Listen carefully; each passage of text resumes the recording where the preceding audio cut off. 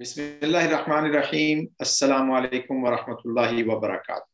Welcome to the fifth episode of the IIIE School of Economics Alumni Interviews series. Today, my guest is a member of the first batch of the IIIE. Dr. Najam Abbas was a member of the first batch of School of Economics. I believe at that time, International Institute of Islamic Economics was not even founded. Probably this was in his second or third year when the institute was founded. I would like to welcome Dr. Najam Abbas to this episode, and I believe that this is going to be a very interesting conversation around the IIIE and of course around International Islamic University, Islamabad. Dr. Najam Abbas would take a philosophical view around the establishment of the university and as part of it, establishment of the International Institute of Islamic Economics. Assalamu alaikum, Najam bhai. Walaikum salam, Humayun. Well, thank you very much for agreeing to be part of this series. We have interviewed quite a few people already, and today we are going to have a very interesting conversation around the establishment of the university and as part of it, establishment of the institute. When you went to the university in 1981, obviously the political context of that time was completely different from what we are observing today. People like me, I went to the university in 1986, and at that time, I thought that this was an experiment for the renaissance of Islamic thought. And this was the zeal and zest we, the students, had at that time. But please tell us, when you went there, what was your motive to attend the university and what you were told about the university? Yes. The university started into the being in very early 80s.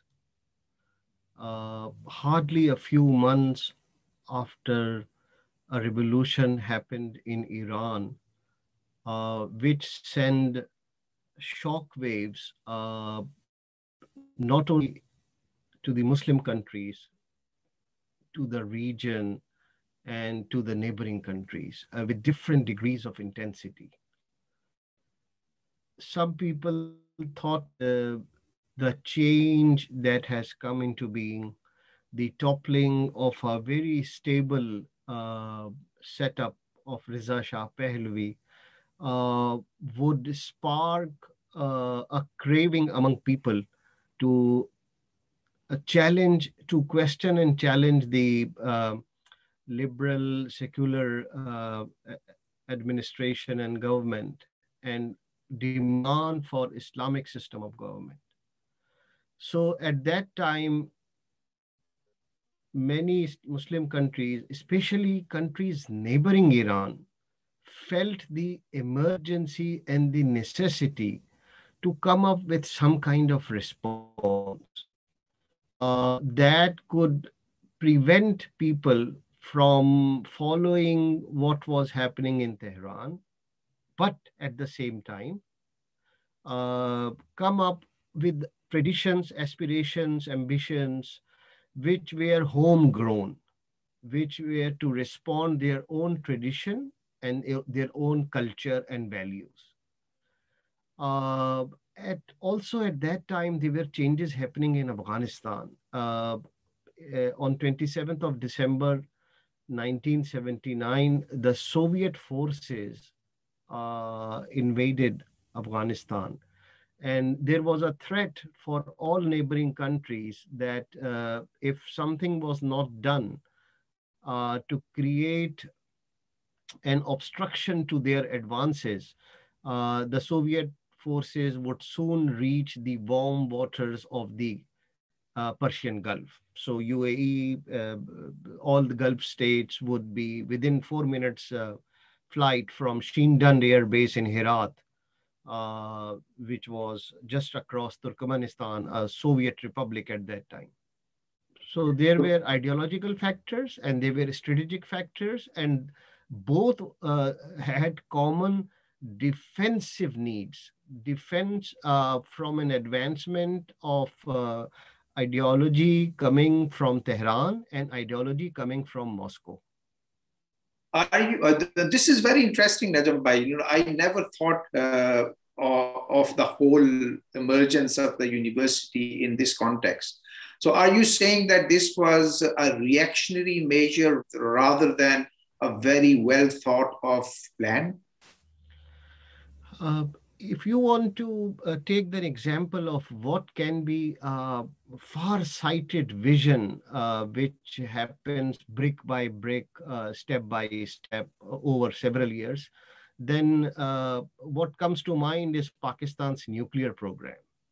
Right after the independence of Pakistan in 1950s, as early as 50s, it was decided that the proportion with which population of Pakistan will grow, Pakistan may not be able to meet its energy needs.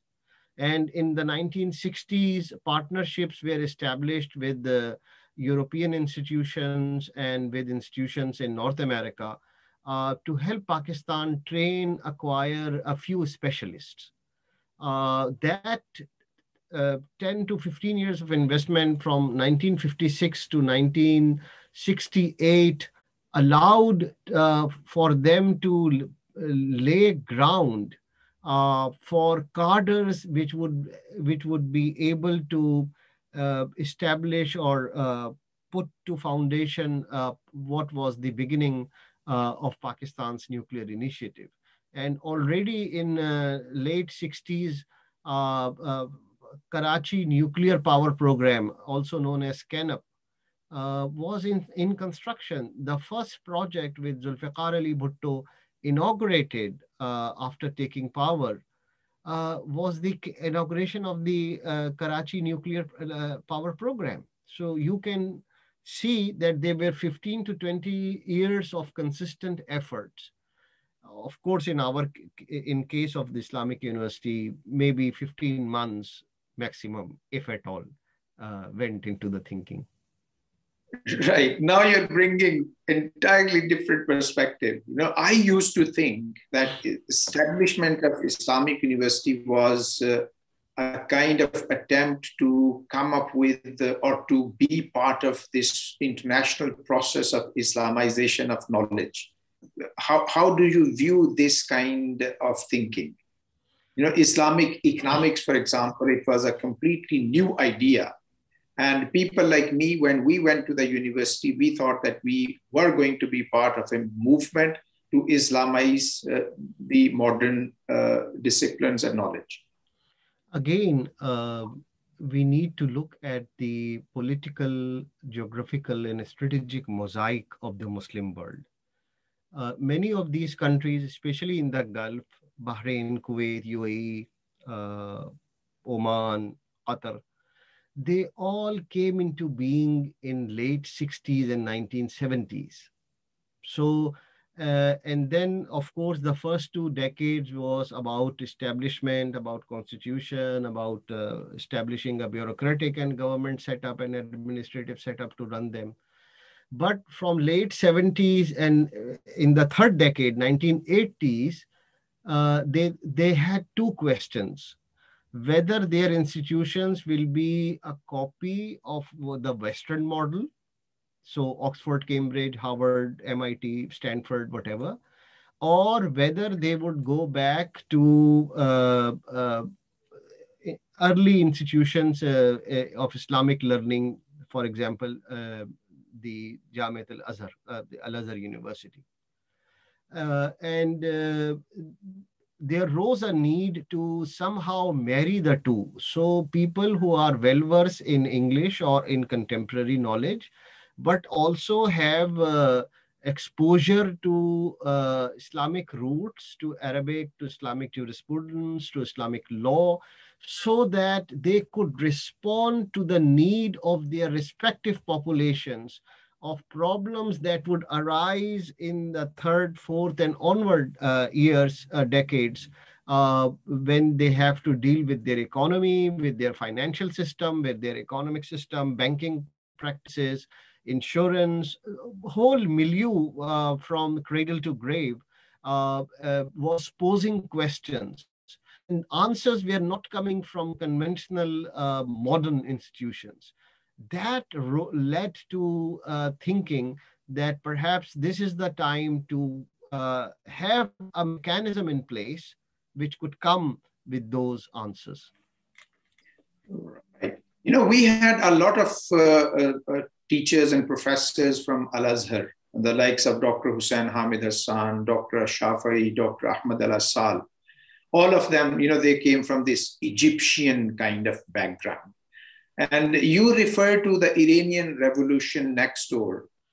Was it a kind of countermeasure to the revolution? We could have actually looked into the educational system in Iran as well, but somehow we find that the university was dominated by the Al-Azhar and or associated universities rather than some kind of Iranian input. There could have been a synthesis of Islamic thought and of the attempts for Islamization.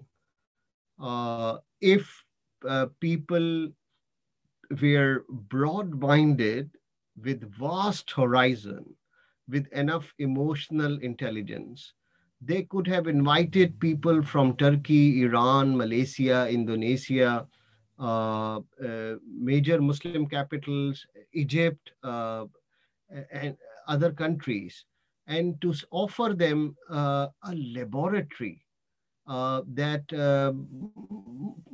post-colonial Muslim societies are grappling to find responses to modern systems and challenges of governance. And what could be the proper approach to prepare, train, groom, and cultivate cadres which would come up with appropriate solutions to these matters. Unfortunately, this didn't happen. And that is the main explanation why, despite establishing such institutions, they did not fully succeed in wider appeal and wider impact. So they were defensive in measure. For some, it may also be labeled as a knee-jerk reaction to what was happening in Iran. So especially our friendly countries, Saudi Arabia, Egypt, and others, felt very alarmed, felt very shocked and jolted, and they thought that they need to save world largest Muslim country in terms of population, which one is Pakistan after Indonesia, from the possible onslaught and quote unquote containment of some undesirable elements coming from West Asia. Right. So that was how it happened. Given that Soviet threat is gone and Iranian threat is not there with a lot of teeth, should I or people like me, should we assume that there is no need for a university like International Islamic University, Islamabad? For a country of 200 million people, over 95% of which are Muslim, for a population or world community or ummah of over 1.2 billion, which is 1,200 million people, do we produce 1,200 books a year which offer solution to how we should have an effective accountability, effective governance, effective systems of transparency, economic empowerment and development? The sad answer to these questions is no, which means that it is not the thread which should drive. It should be the basic needs of our day-to-day life to lead it in organized, systematic, and methodical way which should be the prime driving force for our institution building. Right. So if I think it in a strategic way, are you suggesting that an approach like a Qatar Foundation and the educational establishment around it, this is probably a better model than setting up international Islamic universities in different parts of the world? You know, we have one in Islamabad, one in Kuala Lumpur, one in Chittagong, and there are a couple of others elsewhere as well. So this Qatar Foundation or Qatari approach to science and technology, isn't it better than what we experimented in Pakistan? Our friends in Qatar are endowed with good vision. They are also endowed with ample resources. A combination of vision and resources also helps them to attract best minds and intellectual input which the market can offer. So the kind of institutions which Doha has in a 20-25 kilometer radius, I think per capita perhaps is the highest in the Muslim world.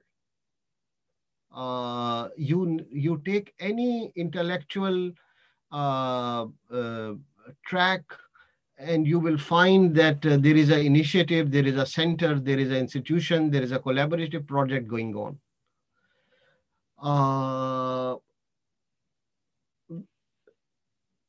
In spite of all these notable issues, there are lags because of the size, because of the population, because of the structure that it's a young monarchy which is dwarfed by geographically countries which are 20 times and 30 times larger in size, in weight, and in political clout.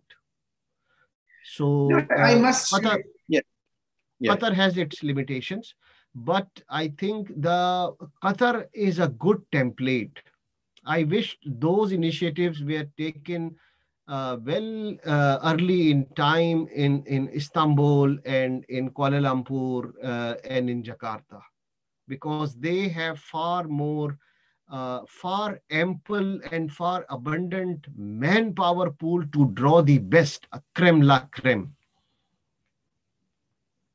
Right. So basically, you know, the likes of Sharia Academy, Dawa Academy, International Institute of Islamic Economics, and similar kind of institutions, because they were more theological in nature rather than scientific and technological.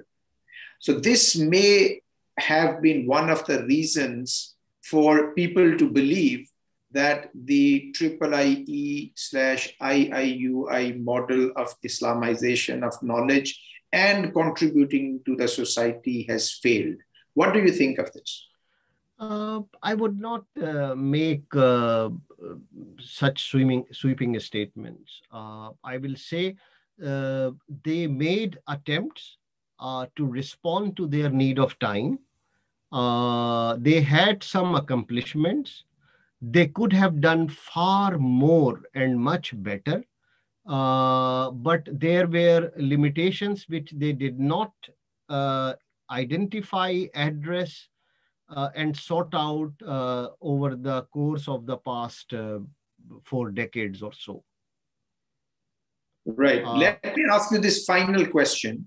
It might seem like a foolish question, but what in my mind, I think, okay, this is an important question.